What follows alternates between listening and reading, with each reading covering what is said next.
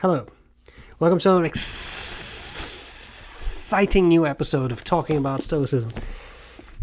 I wonder how interesting that would have sounded in this microphone. Anyway, letter 65. This is a long letter, so I have really cherry-picked two sections that I thought were very interesting. And that's it. So a little bit of context, Seneca had issues. He had health issues, and I think it was something with his lungs, if I remember correctly. And that sets the tone. So letter 65 starts here. From Seneca to Lucilius, greetings. Yesterday I shared the day with illness. It claimed the morning for itself, but left me the afternoon. At first I tested my breath with a little reading. When it stood up to that, I ventured to demand more of it, or rather, to allow it more leeway. I did some writing. Indeed, I wrote more intensely than usual, as I was contending with a difficult subject and did not want to be beaten by it. Finally, some friends came by, so as to restrain me by force, like some unruly invalid. Conversation took over from the pen, and out of that conversation I will convey to you the part that is still in contention. We have called on you to adjudicate the matter. Okay. First of all, interesting. Again, Seneca really portrays himself as a human being. He is susceptible to certain things. Like I said a couple letters ago, he has dinner parties, but he also has sickness. He suffers from sickness. Not necessarily great health. He has to make his way through that. And I think it makes him more credible as a philosopher, as a Stoic maybe, by showing that he also has setbacks. He was very rich. He had a lot of money. But he also had poor health to offset that. And that's real struggles that he had. Now, he goes on and it's all fun if you really like philosophy, because he basically goes on to Stoicism, a very specific aspect of, I think, Stoic Physics, which we don't really talk about so much because most of us have a strong interest in Stoic ethics, which is this stuff, how to live a good life, etc., how to not be perturbed by things, that kind of stuff. But Stoic Physics is a whole interesting study in its own about how the universe works according to the Stoics, and a lot of this, of course, it's basically natural science, right? Or natural philosophy, I should say. Sorry, natural philosophy, because they didn't have the scientific method. They didn't have a particle accelerator. They didn't have any telescoping. They had nothing. So it was just very theoretical type of thinking about the universe and physics. Basically, what he says is, again, it's maybe kind of interesting because we have not really addressed that, but he says, as you know, the adherents of our Stoic school say that in the world's nature there are two things from which everything comes into being, cause and matter. Matter lies inert, the thing open to all possibilities, which will remain inactive unless moved by someone else. But cause, that is reason, shapes matter and turns it into any direction it wants, producing from it various works. Hence, for any given thing, there has to be something out of which it is made, and something by which it is made. The latter is the cause, the former the matter. It's an interesting way to look at the universe, right? You have all this matter, but you also need some sort of, they would say logos, some sort of rational, organized being, divine being, or you can also call it fate, whatever, but something has to put something into that matter, otherwise it remains inert matter, which is certainly an interesting thing to think about. Then he goes on into all the Aristotelian causes, which, if you really like that, is fun, but it's not particularly Stoic. It's sort of like a philosophical monologue he's having about comparing all these things. What I found very interesting is the way it's a very long, quite a long letter, so I'm going to skip a bit. I thought it was getting pretty interesting here. Do you forbid me to gaze upon the universe? Do you pull me back from the whole and confine me to the part? Am I not to ask, what are the beginnings of all things? Whose is the hand that shaped the world? When all things were merged into one and weltering in inactive matter, who separated them? Shall I not ask, who is the craftsman of the universe itself? By what plan such vastness came to be ordered and regulated, who collected what was scattered, separated what was mingled, apportioned visible form to all that lay in one vast and shapeless mass. Did I say mass? Mass, I'm sorry. What is the source of the mighty light that is shed on us? Was it fire? Or something brighter than fire? Shall I not ask these things? Am I not to know whence I have descended?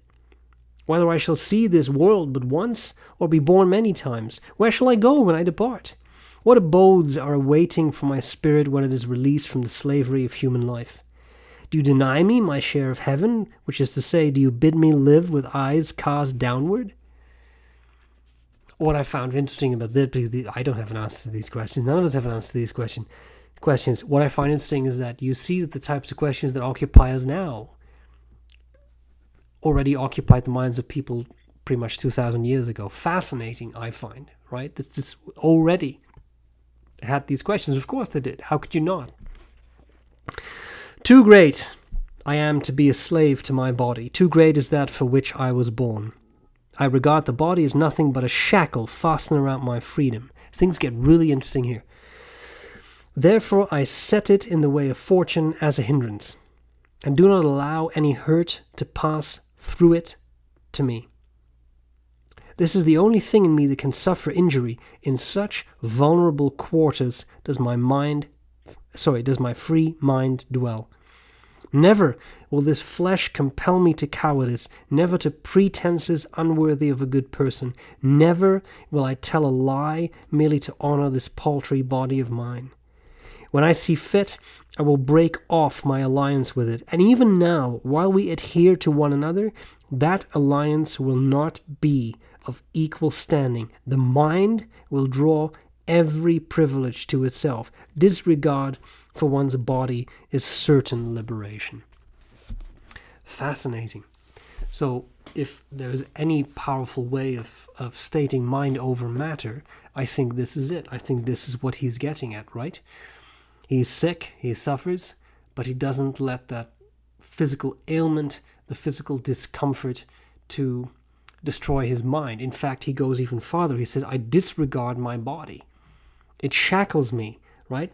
I think this is a very powerful sentence. For some people, I think a somewhat disturbing sentence, but I regard the body as nothing but a shackle fastened around my freedom. So he extols the mind and says the mind is what matters most. That's the most important thing.